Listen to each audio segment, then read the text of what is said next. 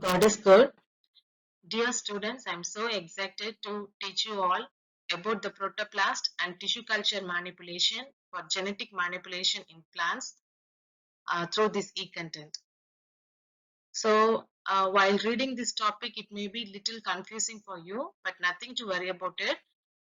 We are in this topic, we are going to discuss about how the protoplast and the tissue culture manipulation is acting as an essential technique for the genetic manipulation in plants. So we are going to discuss about this. We have already know what is protoplast isolation, culture, regeneration, and how to fuse the protoplast, and that and all we already know that.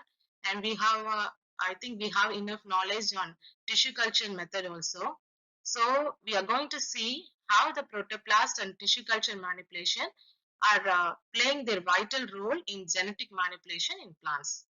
As we discussed already, we can say that protoplast and tissue culture are the boom for the researchers, because by using this technique only, they are doing many researchers, especially like introducing the foreign genetic material into the plant cells, and then like regenerating the whole plants from the modified cells, and to create genetically modified organisms with desired traits. So in this video, we are going to discuss some of the techniques which and all they are using for genetic manipulation in plants. The first technique is protoplast isolation. We already know what is protoplast isolation. So first, what is the protoplast is? The cell without the cell wall is called protoplast, and we isolate the protoplast usually by two methods. That is one. First one is mechanical method, and second one is enzymatic method. The second technique is called genetic transformation. Genetic transformation is nothing but the process of introducing foreign DNA into the plant cells. There are several methods to do this genetic transformation, and we are going to discuss some of the methods in this video. The number one is electroporation. In electroporation, we will use the electric pulse to produce some temporary pores in the protoplast, and through that protoplast, the foreign DNA will enter into that protoplast. So this is called electroporation. I'm repeating once again. Electroporation is nothing but using the electric pulse, we will make temporary pores in the protoplast, and through the protoplast, the foreign DNA will enter into the protoplast. The second technique is microinjection. In microinjection, we will use some microcapillary pipettes to inject the DNA into the protoplast. This is a physical method. Third, in genetic transformation is biolistic or particle bombardment method. In this method, we will coat the DNA into the microscopic metal particle, and using the gene gun, we will shot the DNA into this protoplast. Next method is agrobacterium mediated transformation. In this method, we will use the microorganism Agrobacterium tumefaciens, which is a natural pathogen, as a vector to transfer DNA into the plant cell.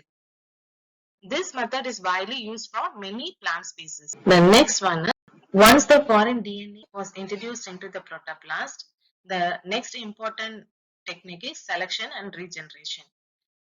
In this method, we will identify the transformed cells, that is the protoplast which was fused by the foreign DNA, by using the selection marker. These selection markers may be some of the antibiotics or herbicide resistant genes.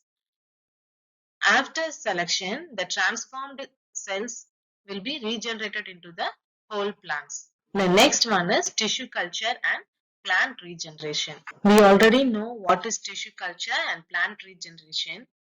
So when we culturing the tissue from the explant by culturing it in a nutrient rich medium, that by using the growth regulators and all, the cells will started to divide, and the differentiation will occur in that expand or in that tissue culture.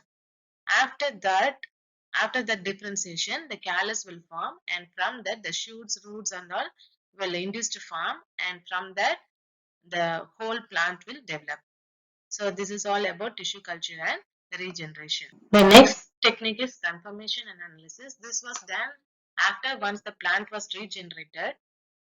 Once the plant was regenerated, we will check whether the transfer plants has the quality of the transients or the desired genes which we actually want in that particular transformed plants by using the technique called PCR and southern plotting.